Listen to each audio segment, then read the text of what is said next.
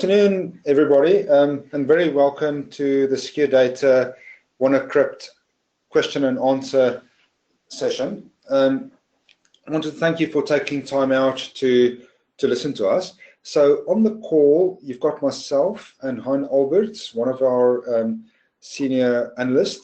He's part of SecureData Labs and one of our security researchers, and myself, Etienne Grief, founder and CTO of SecureData.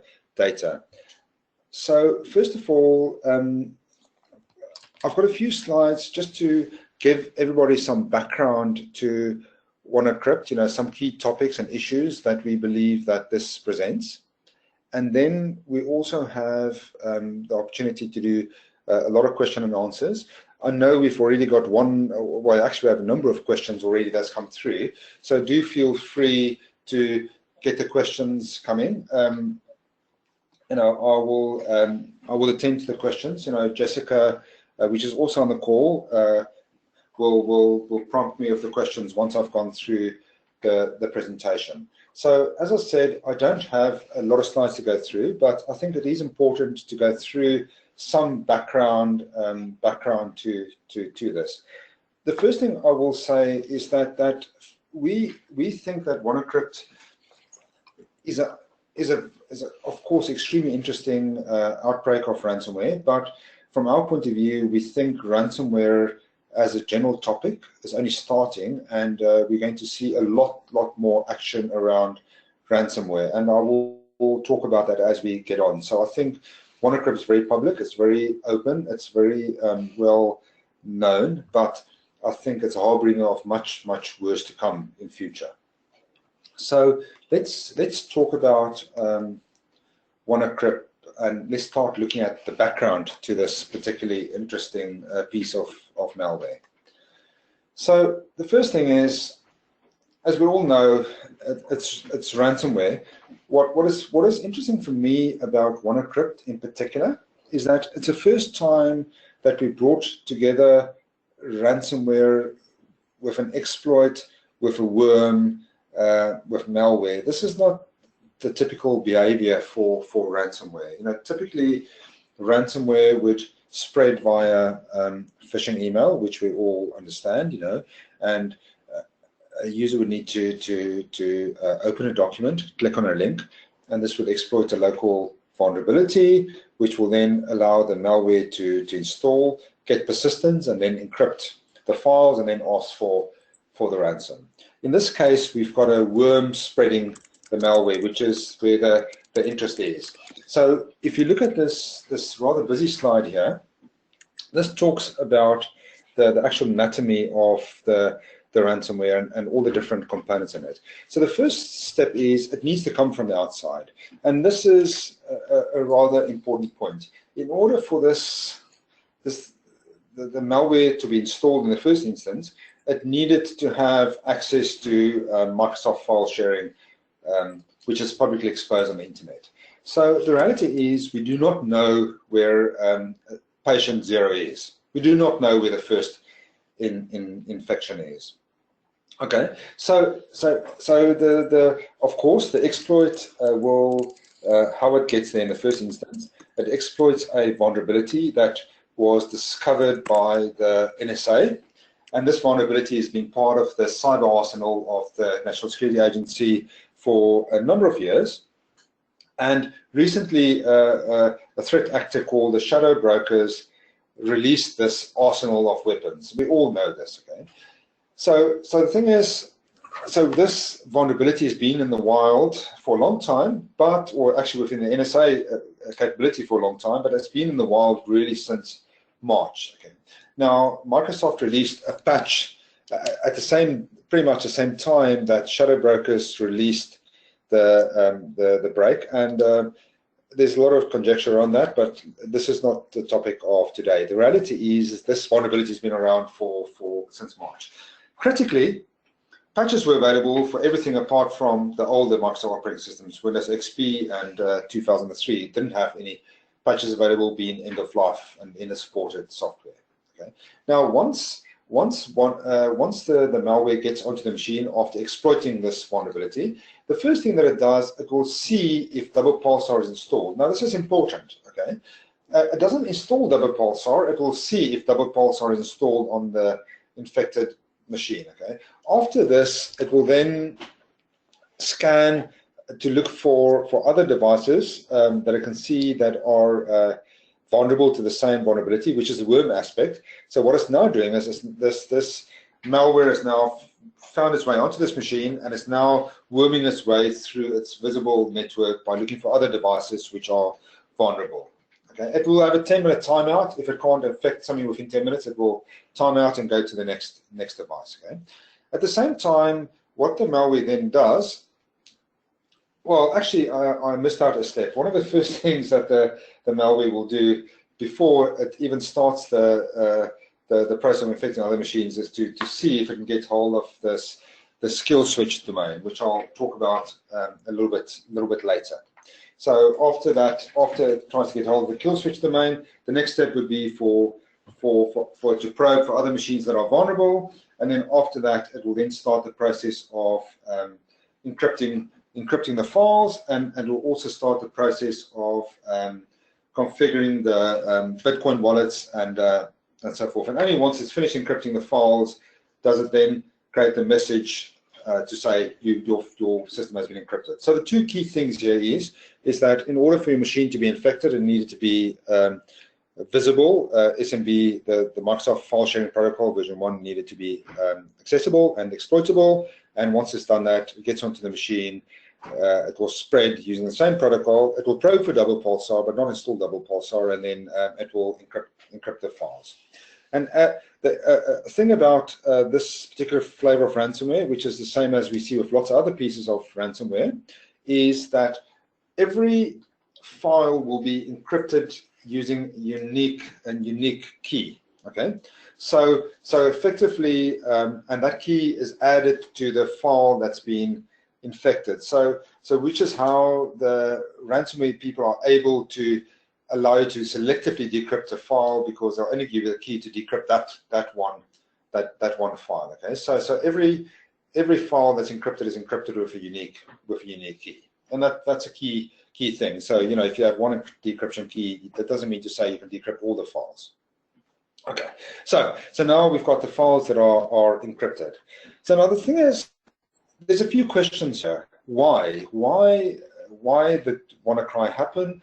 And the first theory is that this was somebody that disintermediated a lot of the normal actors of ransomware. So let me talk about the players in the ransomware world. So in the ransomware ecosystem, you have people that write exploits. So the exploits are the things that I need to exploit to get onto the machine to encrypt the files. Now that's a whole sub-industry, and that's an important industry in ransomware. The second player is the malware people. So these are the people that write the code that runs on the machine, that will do the encryption, that establishes persistence, in other words, is able to survive on the machine. So you have the malware people. The third people that you have are the botnet herders. So in order to get malware out there, you generally need to be able to send spam emails that's got a link in it or a document in it that will exploit a vulnerability and then get the malware on the machine. Now, these botnet herders basically compromise machines across the world, and they use these compromised machines to send spam. And then lastly, you've got the payment processors. Now, the payment processors are the people that actually handle the payments in the different cryptocurrencies and so forth. And really, what the person that wrote WannaCry did is they disintermediated all this lot. They said, no. Because every one of these four people, the exploit authors, the malware, the botnet, and the payment processors take a cut. They take a cut of their answer. So it's a criminal ecosystem where everybody's got a role to play, they interact with each other. And by actually using a worm to spread the malware, and also using a previously discovered exploit from the NSA, they were able to disintermediate the botnet herders, they were able to disintermediate the exploit author, and also by hard coding the Bitcoin wallets, the 3 wallets into the malware, they didn't need to use a payment processor, which would have used Bitcoin, which also takes a cut. But the problem is, that's fine, but it got away with it a little bit. And I think what happened here is that the person that created this malware, or the persona or persons that created this malware, didn't account for XP. They forgot about XP. I think they were targeting home users. I think they were probably targeting Windows 7 and Windows 8 home users. Because, and the reason I say that, the kill switch that this malware will look for when it starts, in other words, can I connect to this domain, a web service on this domain, does not use a proxy service. So everybody in corporate world will run a web proxy to stop you connecting to malicious websites, to control what websites people can go to, and to have some level of control over web browsing. This code didn't check if there was a local proxy. It tries to connect to this website directly. Okay, so which makes me think it's targeting home users. Okay, now of course what happened is with the widespread use of XP in a lot of organizations, this thing spread like wildfire across the world, and to a large extent to a lot of embedded XP that was run in buildings. You know, some of the best ones I saw was like some buildings with their building signs not having the normal company name in it, but having the ransomware notes in it. So buildings got hacked, ATMs got hacked. You know, display things in the Deutsche Bahn train system in Germany got compromised. So there's a lot of XP still out there. And because of this, you got this mass infection of devices. Now, a key thing about the malware is that it's not really sophisticated in the way that it's written. So the decryption key part of the malware requires manual intervention. So the people that wrote the ransomware needs to do something manually on the command and control servers that communicate back to the ransomware on your machine once you've given them money to decrypt it. Now, there's no way that the ransomware authors can deal with 400,000 requests. That's just not simply possible. I do not think they were expecting that volume of encryption, that volume of requests. And the example here is, you know, of course, because of the damage that it caused and because of the issues that this malware caused with hospitals, this has got everybody's attention. Everybody's watching this. So this is equivalent to somebody kidnapping 50,000 of the most popular people in the world, and then inviting the world press and every single cop and law enforcement agent and government agent to watch the ransom exchange. You know, it's going to be extremely difficult. I know there's ways of scrubbing Bitcoin, but still, Hein can talk about that later on. But still, people are extremely interested to attribute this to see who this is. I think this got away from the people. So that's theory one. So this is something disintermediating the normal people that's involved in the malware ransomware thing, and it got away from it because of Windows XP, and I don't think they saw that coming. The second theory is that... Etienne, just before you start the second theory, you had a few questions come through just while we're on point there. Of course, yes. So there's a comment made about the early information was that it was not proxy aware has been shown to be false. Check Malwarebytes write-up where you can see the code to verify this. Okay. I don't know if you've got a comment around that, but then there's also another one to say, don't you think that the kill switch is suspicious? Are they looking to target something else? You know, well, first of all, and possibly, you know, I looked at the code myself, and you know, I must admit, my coding skill is not. I'm not the world's hottest coder, but certainly, if I just look at that, if I look at the code that we analyzed, it tries to do a direct connection, and it's really a very simple thing. So I don't know, maybe you are better informed, and fair enough. I think. But based on my analysis, it looks like it's not proxy aware. It could be there's another version of it out there, but certainly I will have a look at the Malwarebytes thing. Now the thing about the kill switch, there's a lot of debates about why there's a kill switch in the malware. Now I will say, first of all, I don't think there is a definitive view about this just yet. Typically, kill switches might be used by malware authors that want to switch malware off for a little while to evade antivirus. It might be put there for particular environments, like within virtual environments, you know, to disable the malware. But the malware domain wasn't registered, and that kind of talks to my second theory, And my second theory is that this may be a live fire exercise. Effectively, this is somebody saying, you know, let's try this. Let's see. Let's do a cyber equivalent of a missile test. Let's see what happens. Now, there's a few arguments against that. You know, I see this argument's being attributed. You know, there's a few newspapers that's been saying this. I think there's a few arguments that goes contrary to this, and that in the sense that if this was the case, then people didn't need to encrypt people's files, and there was some ransom paid where some people got their files back. That doesn't look like a military exercise or like a proof of concept for cyber weapon.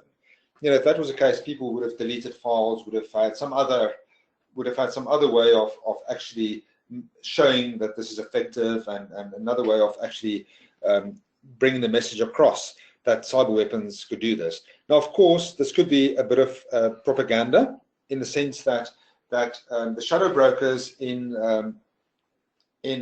I think in August of last year, in a document, one of their ranting kind of documents, they said, imagine if Stuxnet was using some NSA vulnerabilities with ransomware. So they kind of alluded to something like this.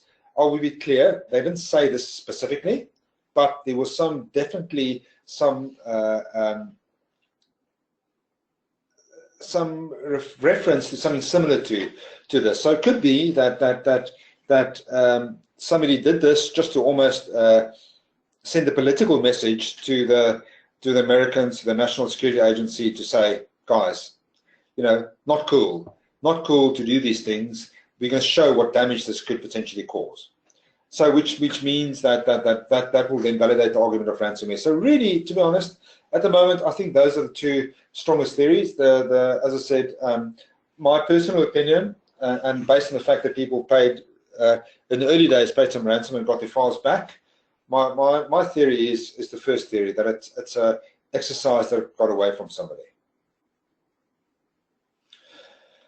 Okay, so now, first thing is how do we defend ourselves against WannaCrypt? Just for the record, WannaCrypt actually has got one N in it, but everybody's using the two N's, so I have to say WannaCrypt. The proper code is WANA, not two N's, but anyway, we will just crack on that on the WannaCrypt basis, because that's what everybody's calling it now, or WannaCry actually. So on our website, we have a blog with some perspectives around the attack. So a lot of these things are in detail there that I'll discuss right now. But let's just very quickly run through some things here. So this beautiful gentleman you see on the screen here is actually the guy that used to run the Somali pirates. You know, so he's a king of ransom, really. This guy's name is Big Lips, I think, and you can't verify the fact he's got a bandana on, but he was a guy, and he retired at the ripe old age. He made a bit of and when he retired from piracy and ransom, the whole Somali pirate scene went away, but he made a comeback. That's why we've got our friend here. He's the ultimate ransomware pirate. So how do we defend ourselves? Okay, the first thing is that backups, guys. You know, backups is, of course, you know, most people know this, and this is preaching to the choir, but the very first step is backup. Looking at the encryption, the fact that every file is encrypted with its own key, and the crypto, sound crypto, you know, if files are encrypted, you're not going to get them back unless you pay the ransom, and unless the ransomware authors manually on the Tor node command and control server enables you to decrypt your files, you're not going to get your stuff back. That's it. You know, the sad truth is, if you're infected, you're not going to get your files back.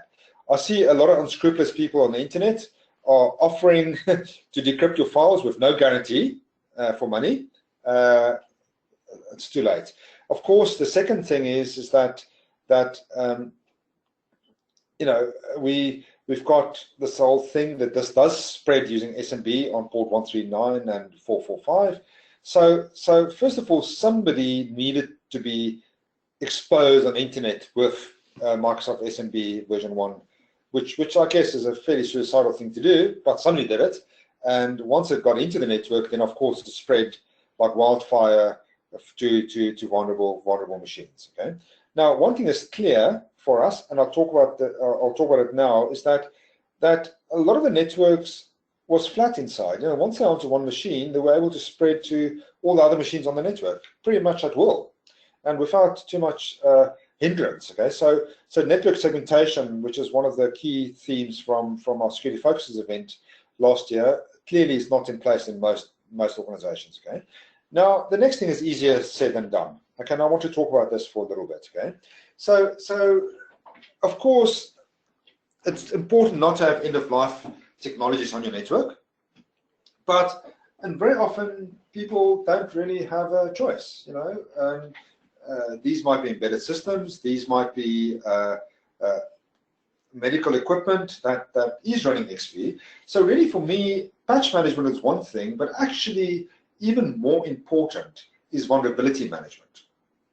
And what do I mean by vulnerability management? If you know you've got these vulnerabilities on your network, but I can't replace the machines or I can't patch the machines because it's running XP, and bear in mind, very importantly, as I mentioned before, when WannaCrypt broke, there was no patch for Windows XP and for Windows 2003. Okay, so if you know you've got these machines on the network and you can't patch them, you can't do something about them, then at least segment them away from the rest of the network. Second of all, reduce the attack surface as much as you can on these things. And what I mean by that is disable every service that's not used on these machines, so to make it more difficult for them to be compromised. Now, the one thing that I will say WannaCrypt has done, if in 3 years' time we look back at last Friday, I think we're going to learn 2 key lessons. The first lesson is that patching is not a luxury anymore. We speak to a lot of customers, we speak to a lot of boards, and up to last Friday, patching wasn't seen as a boardroom issue. It wasn't seen as something you have to do, something you have to justify, you have to get people to do. The boards get it now, and I've seen, by the way, we heard today from 1 or 2 financial customers that the Financial Conduct Authority literally got guidance out on Monday, which for the FCA is unheard of, to turn around guidance within 2 days to say, please confirm by 12 o'clock that you have done these things. So patching will be the one thing that I think we look back at. The second thing I think we will look back and learn from last Friday is that, as it turns out, it's not okay to run operating systems that are out of support. The argument used to be, my operating system's so old, who's going to hack it? There's no new vulnerabilities for it. Well, as it turns out, there is. And it's not okay. So I think those 2 things we will learn from last Friday about legacy operating systems, patching, and the fact that it's not okay to run unsupported operating systems.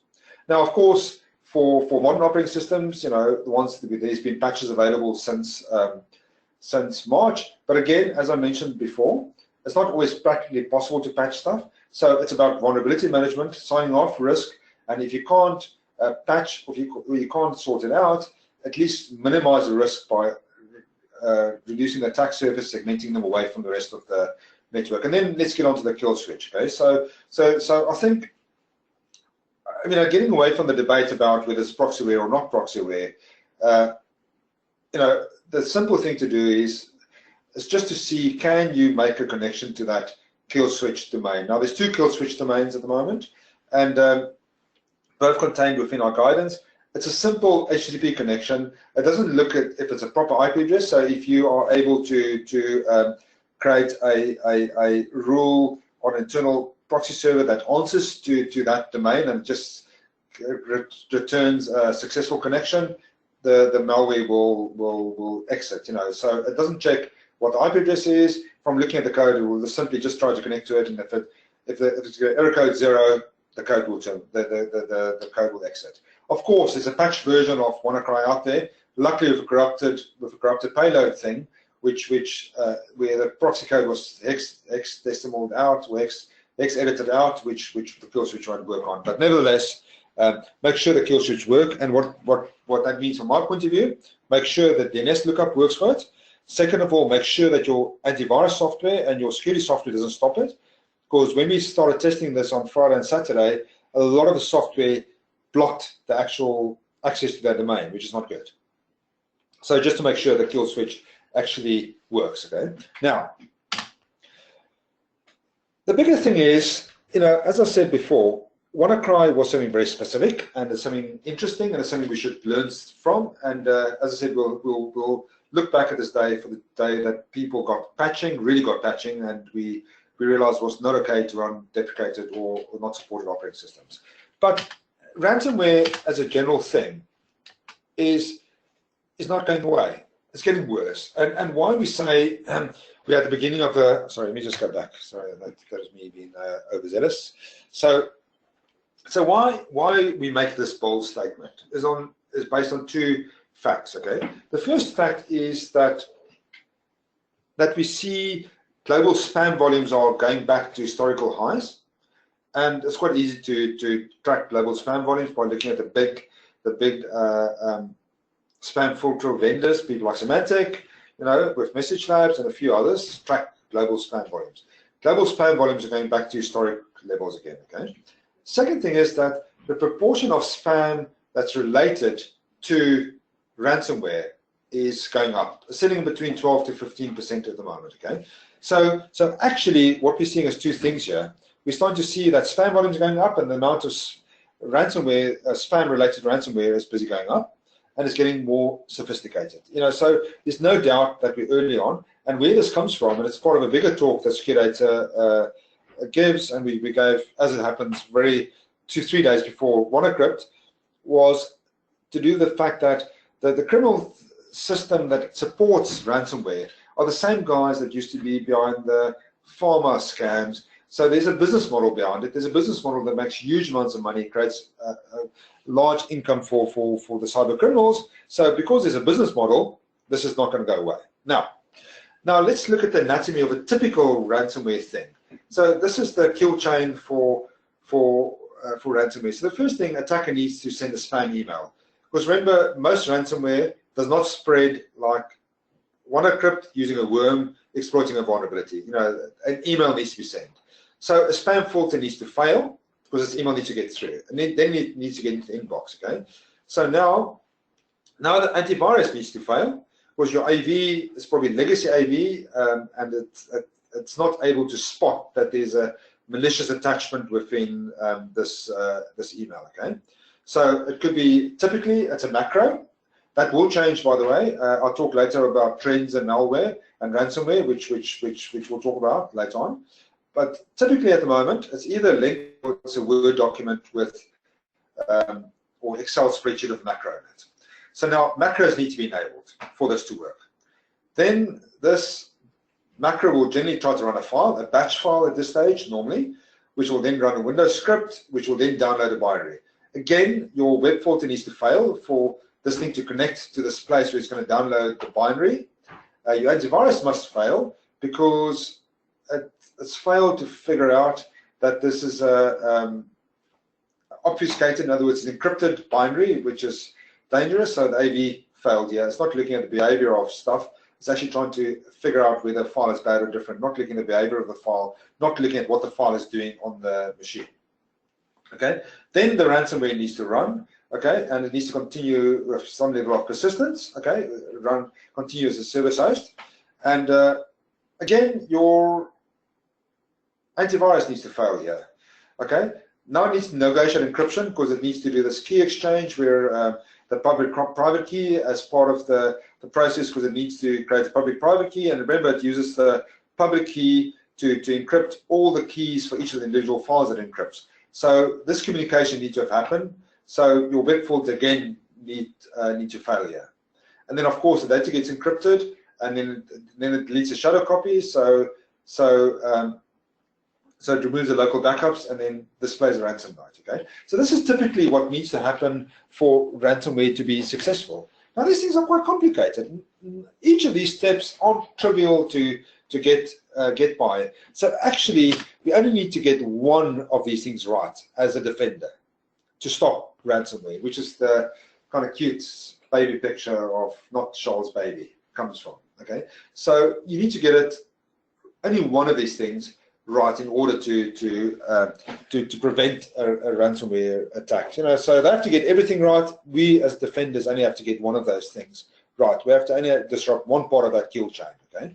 And of course, there's some sites out there which some of you may have heard of, which is No More Ransom, which has got some decryptors. But to be honest, guys, these decryptors are generally for old ransomware variants. Now, maybe if ransomware happens, you're lucky. It's an old variant. But there are flaws. Ransomware authors also make mistakes. Some examples of early mistakes were that they used the same decryption key across all the files. They didn't do a fresh encryption key every time.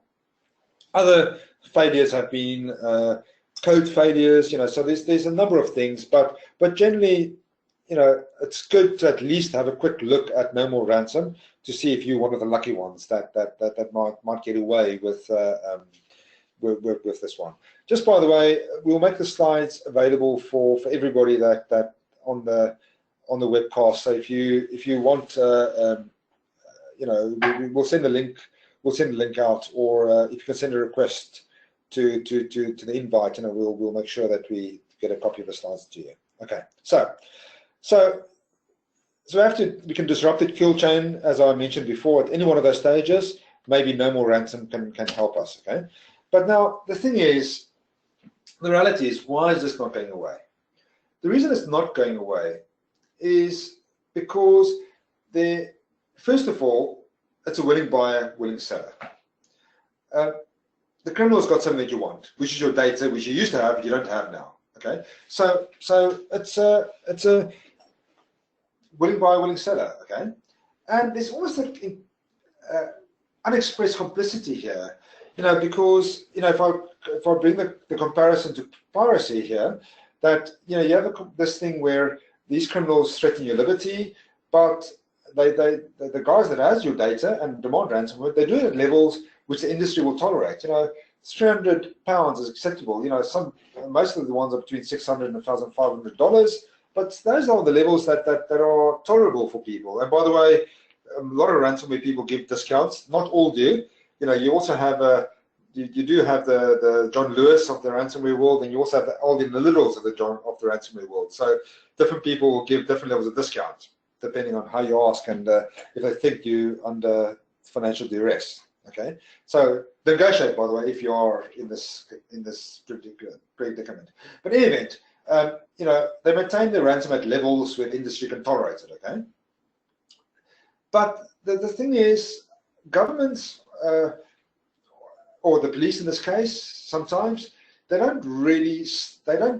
they deplore the payment of ransom, but they don't stop it. They kind of say don't really do it when it's not a good idea, but they don't really deplore the payment of the ransom. So actually, the industry, which people like us, which lose the data, the people that have your data, and the authorities are kind of almost saying it's not okay, but you know what, we're willing to just tolerate this thing. Okay, and actually, in reality, if you get to a situation where the security code is so well that you won't have ransom, the spam filter is going to stop it, then it's almost like the security industry is out of business, really, isn't it? Because we're stopping this thing. But anyway, so now let's just quickly look at the previous slide that I talked about. Okay, so as I said, this is a typical process of ransomware. So you've got generally you need to infect a website, USB.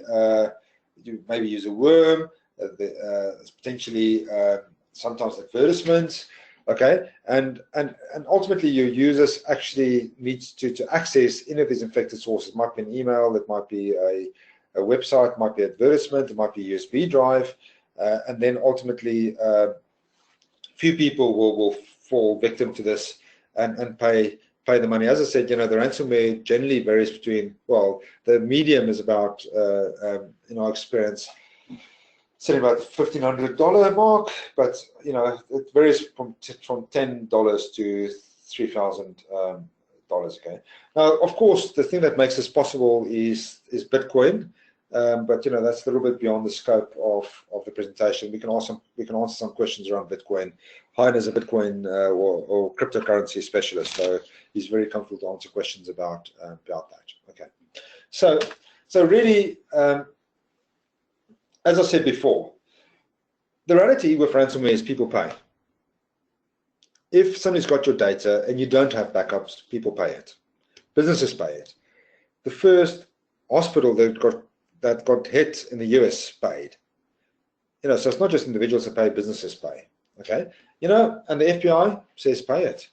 It just, it's bizarre for a law enforcement agency to say pay it. And then thirdly, the criminal underground makes money here. So, and this is where the irony comes really. It's that if we were so good at preventing this, so it's no more profitables, the spammers would go away, same as they do the farmer. But actually, so with the companies that prevent spam and ransomware. So it's this kind of symbiosis, really, as we have with antivirus companies and the virus makers. They both need each other, really.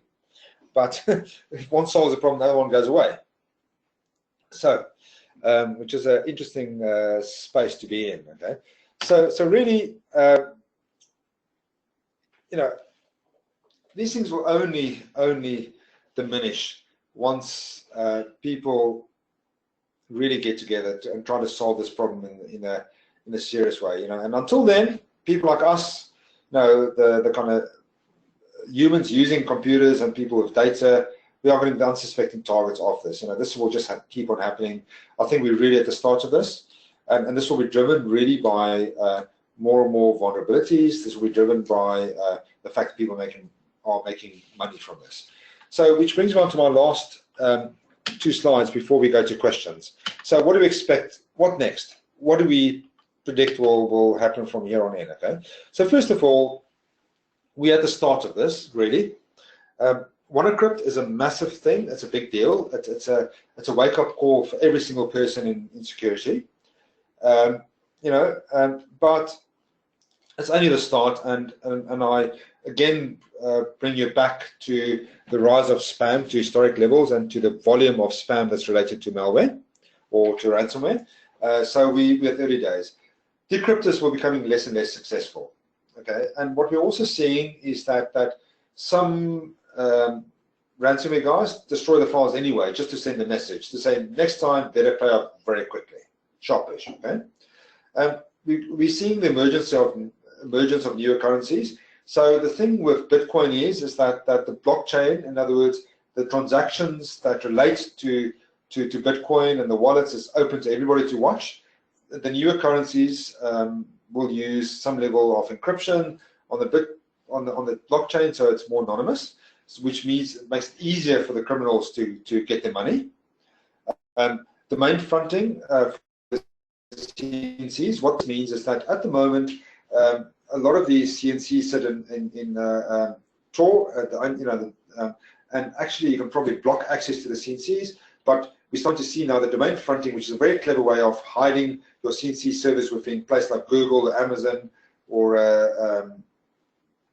Azure, which we can't block because people use those things for legitimate business purposes. We're starting to see domain fronting being used to hide CNCs. Okay, we're also starting to see the emergence of serverless ransomware, and of course the next thing is we believe that the ransomware will start targeting databases a lot more.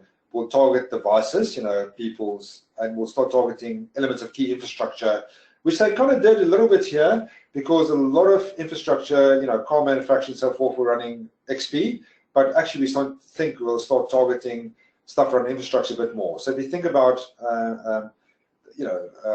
power generation, water, those kinds of things. And of course, mobile devices, which we've not really seen yet, but I think it's only, it's a matter of course, because actually people care about the data on their machine, but they care about their phones a lot more. And then, of course, we are starting to see this on the criminal underground. We're trying to infiltrate groups. We're not always as successful to infiltrate all the groups, but we are starting to see that ransomware as a service is becoming a thing. And really how ransomware as a service works is that the guys that provide the service do it all for you, everything. They do the botnet herding, the exploits, everything. All you have to do is you have to provide the target client email addresses. That's all you have to do. And for every person that pays the ransom, you get a cut. So it's really literally like Amazon or Azure does. So everything is done. It's like crime as a service almost, and you just have to supply the target email addresses, and whoever pays the ransom, you get a small portion of that.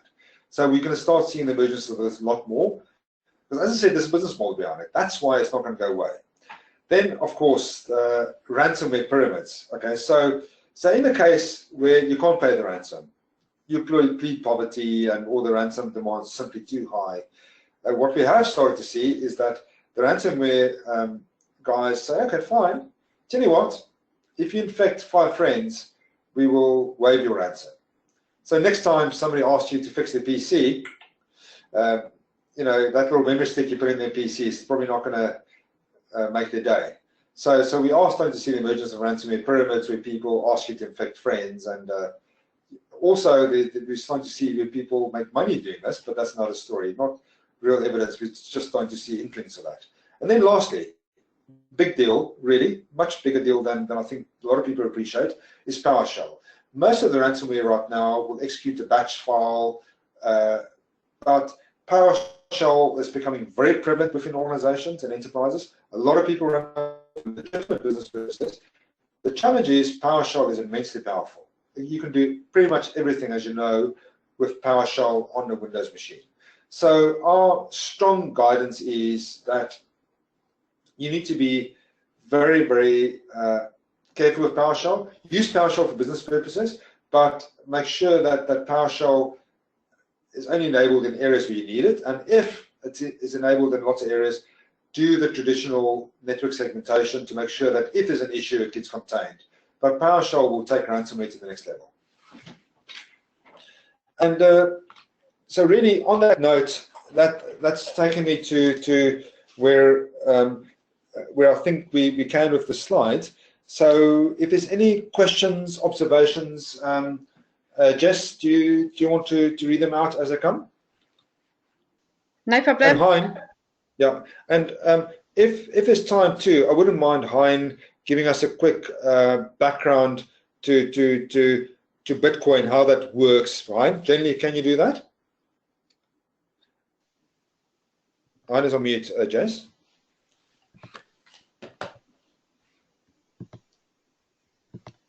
I'm trying to unmute him. Okay.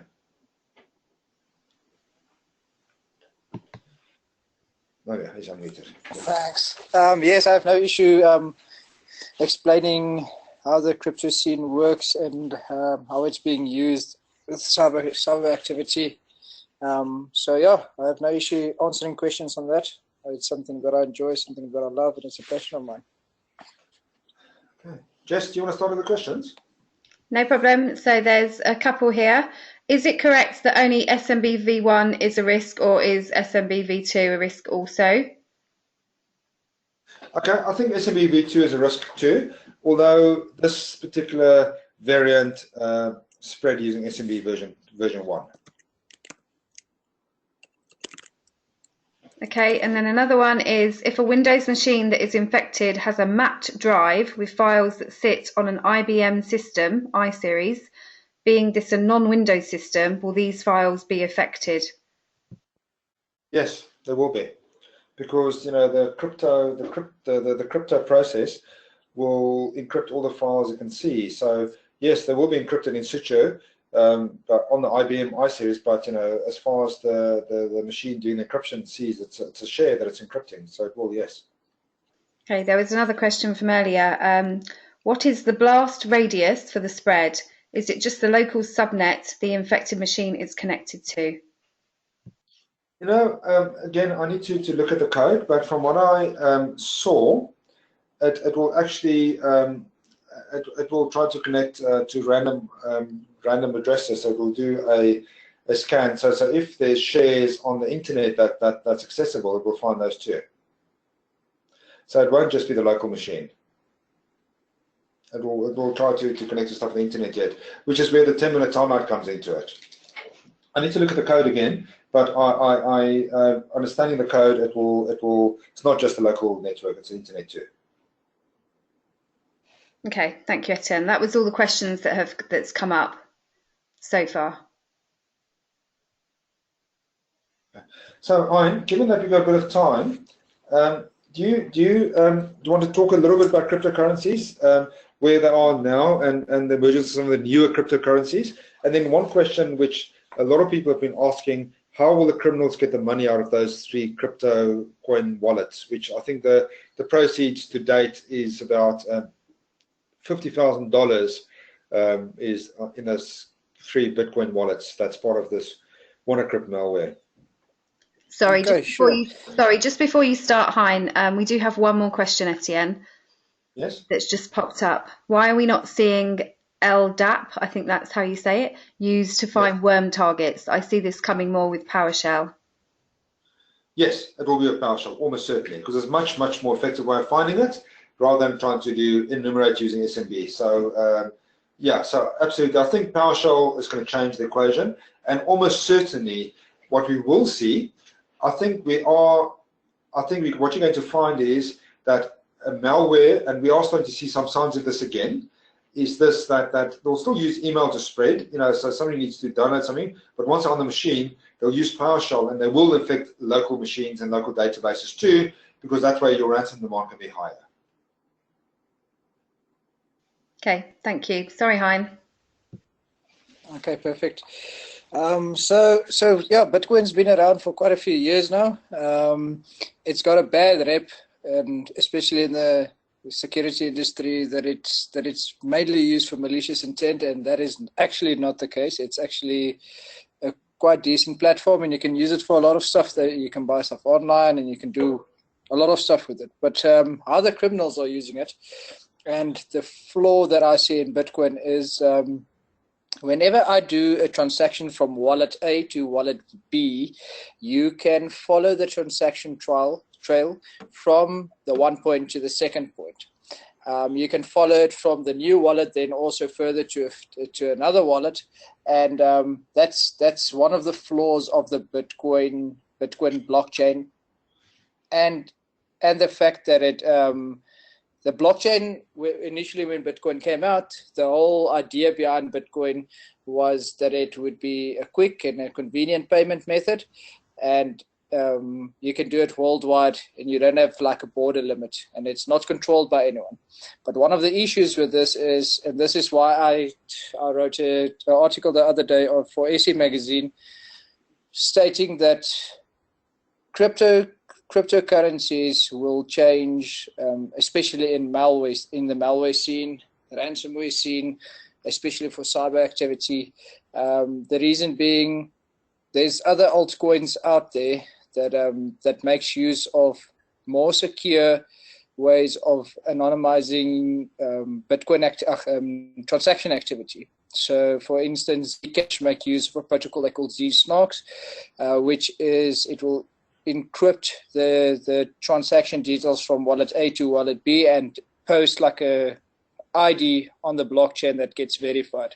So you can't see which wallet did a transaction with another wallet, and you can't. It makes it quite hard to trace, and that's one of the crypto coins. Monero does the same thing, but it makes use of a system called ring signatures, where if I do a transaction from wallet A to wallet B, whenever my transaction needs to be approved, it will be sent to a ring of like 20 or maybe even more random wallets, and those wallets will look and see if the transaction is legitimate. Once it's legitimate, they'll all sign their signature onto it, and because everything is random, it chooses random participants for the ring signature. You can't pin it down to one specific person. And that's one of the issues that Bitcoin has. So one of the questions that Etienne asked now was, how would the criminals be able to extract the $50,000 that they got as a ransom fee from all the victims that they targeted? So there is different ways of doing this. I must admit, with the amount of eyes on this specific ransomware campaign, all the three-letter agencies out there that's having a look at these wallets, especially because they were hard-coded, it won't be an easy task, but it is possible. So what they can do is, it's called Bitcoin laundering. So you got different types of Bitcoin laundering services that you can use, and on the like smaller forums where you can make use of this service, normally some of the authorities would be involved in this and you wouldn't probably even know it. But on the more trusted underground forums with people doing these as an escrow service, you wouldn't have to worry about something like this. But how it works essentially is they would take a Bitcoin and say break it into 10,000 little pieces, and then they'll the Bitcoin that was sourced illegitimately, and then they'll take a Bitcoin that was from, for instance, from an exchange from like Coinbase, Polynex, Bitfinex, one of the exchanges that is actually a legitimate Bitcoin, and break that also up into 1,000 of little pieces. And they'll do that with like 10 or 15 legitimate Bitcoins, and with the few Bitcoins that was illegitimately sourced. What they'll do then is mix them together and then form a new Bitcoin, because one Bitcoin contains, if I'm not mistaken, 1 billion Satoshis. So they can combine all the dirty pieces with the clean pieces and generate a new Bitcoin and then send you that Bitcoin back. And because it has little sections of maybe the dirty Bitcoin, they can't technically trace it. So they'll do this by having scripts running. They can use these on darknet forums where they can pay maybe for something else. So there's various techniques that they could use. So I wouldn't say it would be impossible for them to be able to extract their money. I just think it's going to be a hard task. And normally with Bitcoin laundering services, there's a fee attached. So say 20% of whatever the amount you want washed, that would be the fee.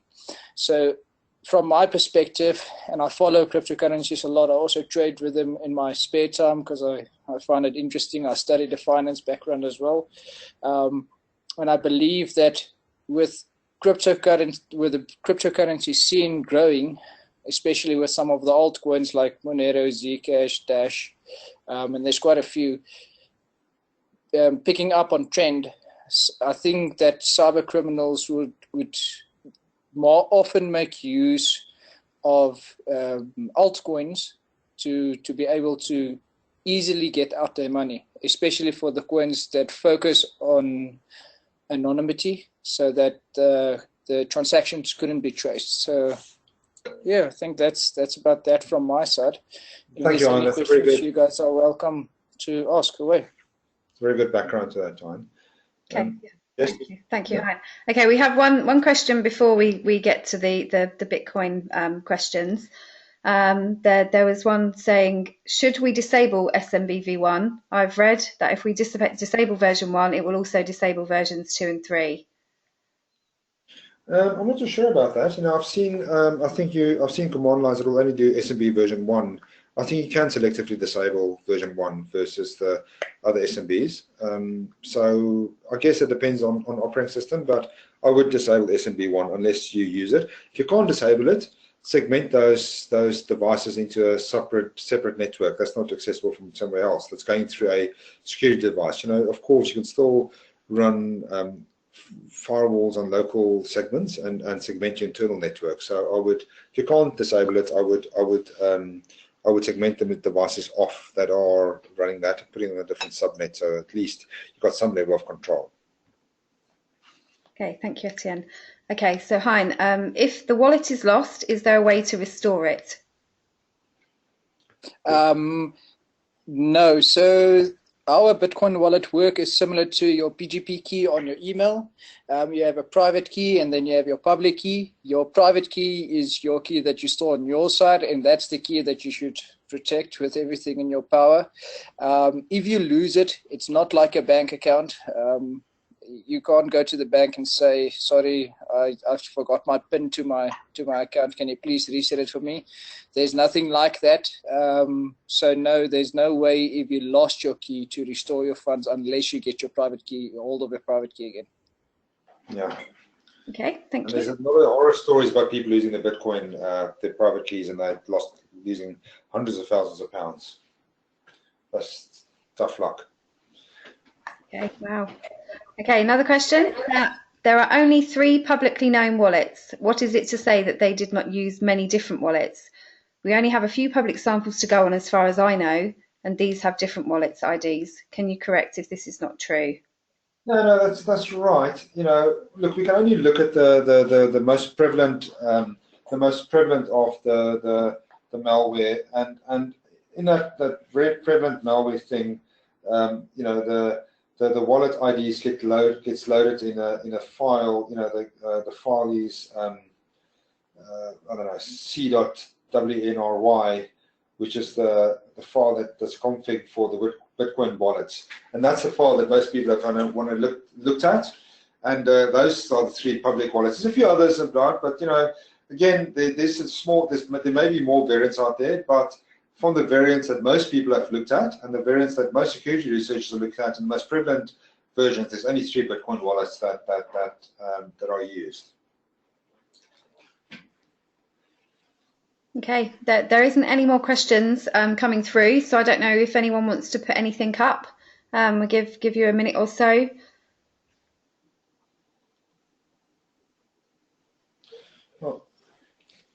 Well, you know, if there isn't any more questions, you know, the only thing I would add to this is that we do have a presentation on ransomware in general. The presentation predates the WannaCry outbreak, but it's still extremely relevant. It's still topical, on point, and it discusses some of the trends that I talked about in greater detail. It discusses the criminal underground in greater detail. It gives you a lot of insight.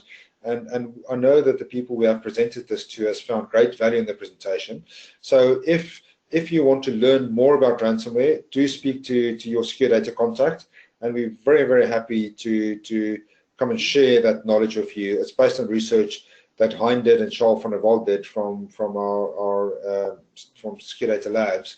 So you're very welcome to make contact with your SecureData representative, and we can share that presentation with you, come and present it to you. So we really provide you with insight to help you fight what we believe will be a very important question in the future. Okay, thank you, Etienne. So just one more thing that's come through, really, or a couple of things. So do you think we have an accurate view of the money they have made? I'm trying to get a feel of how lucrative this was for the attackers. I think in terms of those 3 Bitcoin wallets we are tracking, we got a 100% accurate view. It's Bitcoin. Have you had a quick look at those 3 wallets? I know there's a couple of wallet trackers. What's the up-to-date figure for those wallets? Do you know? But to answer the question, whatever the wallets are is in the wallets. That's a very accurate view. That's part of the blockchain. Yes. So all the transactions that you can see of the wallets, you can use a nice application where you can follow this. It's called Blockonomics. So you can on Reddit, there's a 3 wallets that is known that was used in the ransomware attack. So you can take the wallet address, you can copy it in there, and it will show you all the transactions to and from that wallet. Last time I checked, there wasn't anything from the wallet going outwards. There was only transactions still coming in. And last time I also checked, it was at like $51,000 or something. Can you have a quick real-time check, Hein, just for information, what the current level is? Okay, sure. Let me just grab the 3 wallets again, and then I'll check. I'll tell you guys. But answer the question, it's an accurate view of what's in the wallets. You know, we're very sure that for those 3 wallets, that is the amount of money in there, or amount of Bitcoin in there. It's no money yet. It only becomes money when you exchange it. Perversely, what this has done is actually increased Bitcoin. So it could be even Bitcoin speculators, but I don't think it was that. Anyway, sorry, Jess. Yeah, so whilst Hein's looking for that, there's another question. Has it been discovered if any of these ransomwares to also install worms that would activate later on? So are they latent in some systems?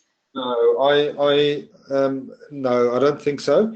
Again, I only talk about the code that we've looked at, that other security researchers have looked at. It looks for double pulsar, which is a backdoor, but it doesn't install a backdoor. Now, bear in mind, and this is key here, part of the process for the malware to spread is to download. It downloads you've got a zip file which contains the code. Now that could change at some stage. You know, the actual exploit code could change. The dropper could change. We don't know. So in future the dropper could act differently. But as a dropper is now, for the bit that we analyzed, it only checks if double pulsar is there. It doesn't install double pulsar, but nothing stops the dropper changing. I would just like to add something on that. If your boxes that was pointed outwards and it was accessible from the internet was infected with the Eternal Blue, which is the SMB exploit, and the double pulsar was dropped on your box, that means that attackers can drop any sort of malware on your box. It doesn't have to be one of the NSA exploits. In this case, it was a ransomware file. So I think if your box was compromised in any way, you should scan and you should see if it wasn't patched in a fashionable manner. You must just check to make sure that your box hasn't been compromised with something different, because the attacker can. And just to be clear, in this case, for the WannaCrypt general thing that's out there, version 1, that doesn't install double pulsar. It just probes for it. The current dropper, but it could have. Some of them could have. We don't know, do we? Yeah. But what I'm just saying is, last week when we did a showdown scan, when we posted a threat advisory for SecureData, we found that there was about 55,000 boxes on the internet that had double pulsar already installed on them. So that just shows that if your box was vulnerable to the exploit, there could be any type of malware in your box, not just double pulsar or WannaCrypt, anything of the sort. That's true. So let's unpick that statement very quickly, okay? So in this case with WannaCrypt didn't necessarily install double pulsar, but if you were vulnerable to WannaCrypt, almost certainly there's a chance you got double pulsar already, as we saw with the scan that Hein was talking about. Because if you were vulnerable to WannaCrypt, you were vulnerable before, which meant that somebody could have installed double pulsar. So we don't know if there's not another backdoor there already. Who knows? So actually, to answer your question to the person asking the question, you probably are. There might be a latent thing, but not necessarily because of WannaCrypt, just because you were vulnerable in the first instance. Yep. Okay, guys, just to answer the question on the Bitcoin wallets. So the first wallet, which starts with 13 AM, that's the first wallet of the malicious party. It has 100 transactions to the wallet, which is about 15.84 Bitcoin.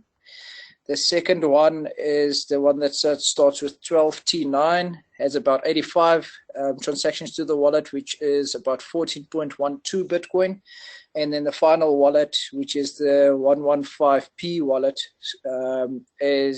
it's got about 77 transactions with about 10.6 Bitcoin in that. So total there's about 40.6 Bitcoin, and one Bitcoin is currently trading at about $1,719. So they made quite a fair bit of amount, but it is not the biggest that we've seen. We've seen way bigger than this. Much bigger than this. Some of the campaigns of $300,000. I mean, this has made whatever $60,000 for the amount of disruption is just not disproportionate, which again talks to our theory that this is something that did something trying to disintermediate some of the normal players in ransomware, and it got away from them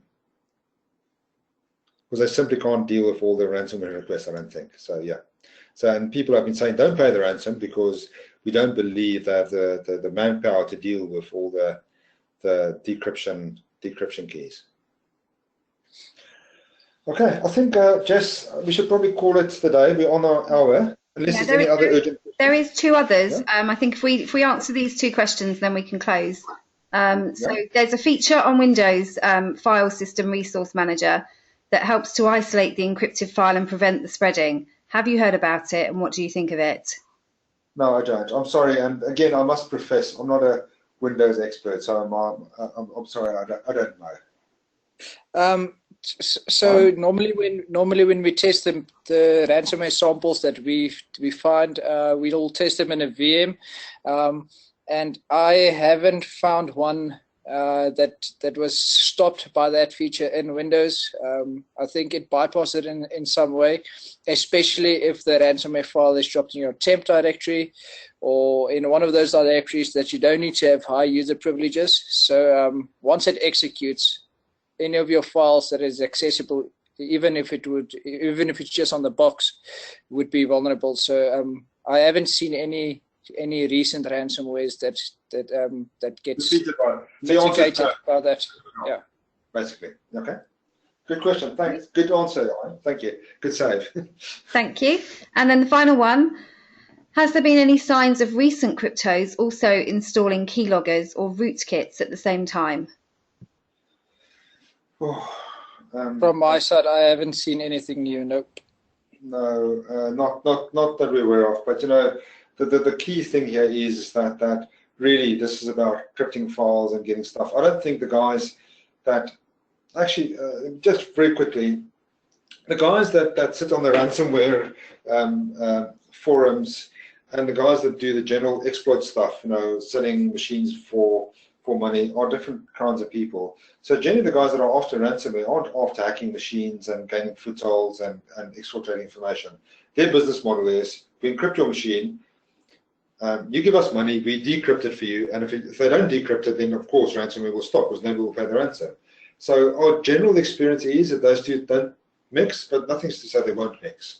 Because effectively somebody's exploited your machine and can run something on the machine, and what they're on there could change. But I think generally it's either ransom or it is compromised. We haven't really seen the two together, except in this case, but this was different. This was using exploits to spread the ransomware, not to get other information. I just want to add something on that, just to give everyone that's still on the call a tip. Whenever you do backups, because that's probably the easiest way to recover from a ransomware attack if you're a victim, is from backups. Whenever you do backups and you're going to store them on a box in your internal network, please just make sure that either the box is air-gapped, so it's not connected to the network, or if you can store it on an external drive that's not plugged in, unless you're restoring from the drive. That would probably be best practices to be able to recover from something like this. As we would say, we wouldn't pay the ransom to the malicious guys, because then the business concept for them works and they'll continue with this. Yeah. Any more questions, Jess? No, that's everything. Thank you guys. Well, guys, again, thanks very much for your time. And as I said, you know, if there's, we've got a lot more information, and we're very comfortable to talk about ransomware as a concept more. Reach out to or just speak to your SecureData person, and we're more than happy to talk to you about it. Thanks very much for your time. Thanks, guys. Good afternoon. Good afternoon. Thanks, Hein. Thanks, Jessica. Everybody.